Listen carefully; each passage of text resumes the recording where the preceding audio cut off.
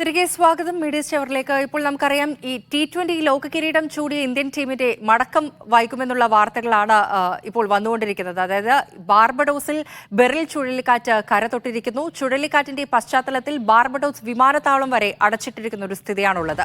Indian cricket team ഹോട്ടലിൽ തന്നെ തുടരുകയാണ്. കാലാവസ്ഥ അനുകൂലമായാൽ ചാർട്ടേഡ് വിമാനത്തിലാകും ടീമിന്റെ മടക്കം.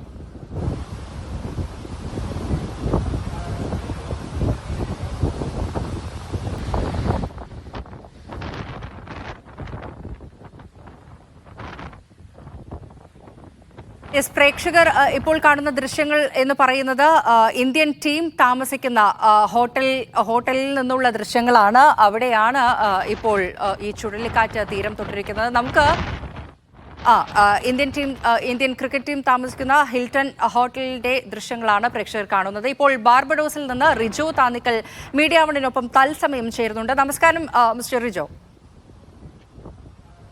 നമസ്കാരം. ഇവിടെ നമുക്കറിയാം ഈ ബാർബഡോസിൽ ബെറിൽ ചുഴലിക്കാറ്റ് തീരം തൊട്ടിരിക്കുന്ന ഒരു സാഹചര്യമുണ്ട്. അപ്പോൾ നിലവിലെ അവസ്ഥ എന്താണ്? സിറ്റുവേഷൻസ് ഒക്കെ എങ്ങനെയാണ് അവിടെ? ബെറിൽ ചുഴലിക്കാറ്റ് വന്നിട്ട് ഈ സീസണിലെ ആദ്യത്തെ ഹരിക്കെയിനാണ്. ഇത് ടൈപ്പ് 4 കാറ്റഗറി ചുഴലിക്കാറ്റാണ് ഇപ്പോൾ സംഭവിച്ചുകൊണ്ടിരിക്കുന്നത്.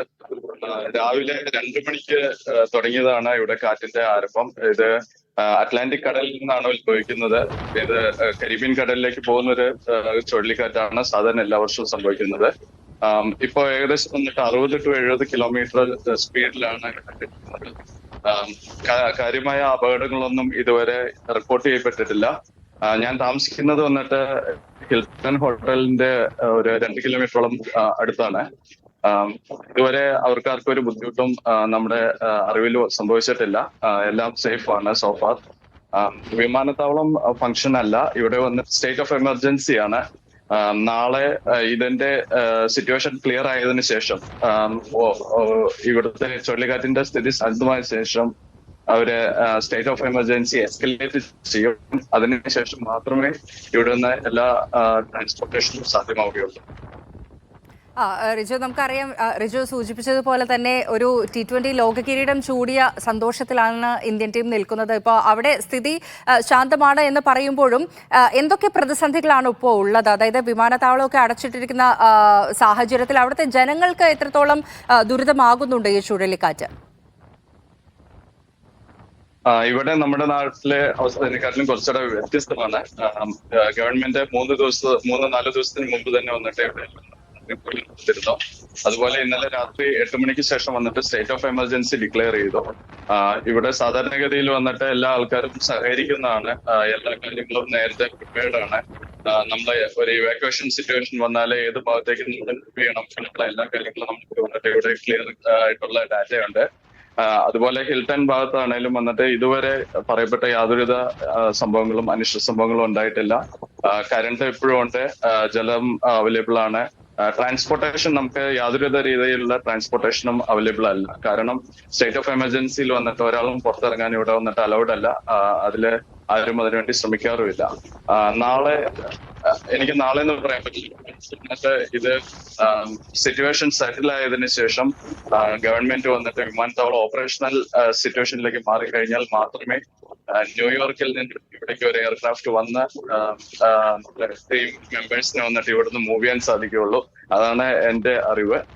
ഞങ്ങളെല്ലാവരും വളരെയധികം സന്തോഷത്തിലാണ്. കാരണം ഞങ്ങളുടെ ജീവിതത്തിലെ ഏറ്റവും വലിയൊരു സന്തോഷമായ ഒരു സാഹചര്യമാണ് ഞങ്ങൾക്ക് T20 വേൾഡ് കപ്പ് കാണാനും അതിന്റെ ഫൈനലിൽ ഇന്ത്യ കളിക്കുന്നത് സംഭവിച്ചത് ഞങ്ങളുടെ ജീവിതത്തിലെ ഏറ്റവും വലിയൊരു സന്തോഷപരമായ ഒരു സാഹചര്യമാണ്.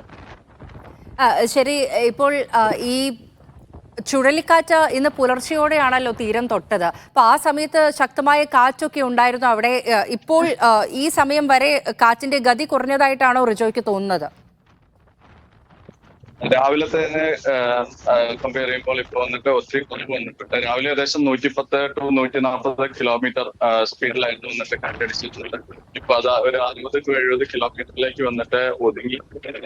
പുറത്തു പോയ ഒരു സിറ്റുവേഷൻ ഷൂട്ട് നമുക്ക് റെക്കോർഡ് ചെയ്യാൻ പറ്റില്ലാത്തൊരു സാഹചര്യത്തിലായതുകൊണ്ടാണ് ഞാൻ എന്റെ ലിമിറ്റഡ് ആയിട്ടുള്ള ഏരിയയിൽ നമുക്ക് കാണിക്കാൻ സാധിക്കുന്നത്. കാരണം എല്ലാ ഭാഗങ്ങളും വന്നിട്ട് ഒരുവിധം വലിയ നാശനഷ്ടങ്ങളൊന്നും ഇതുവരെ ഇവിടെ ഒന്നും റിപ്പോർട്ട് ചെയ്തിട്ടില്ല. എല്ലാം സോഫാർ സേഫ് എന്നുള്ളതാണ് നമുക്ക് ഗവൺമെന്റിൽ നിന്ന് കിട്ടുന്ന ഇൻഫർമേഷൻ.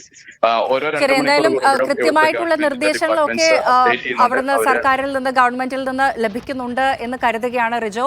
നന്ദി എന്തായാലും ബാർബഡോസിൽ നിന്ന് മീഡിയ വണിനൊപ്പം ചേർന്നതിന്. താങ്ക്സ്.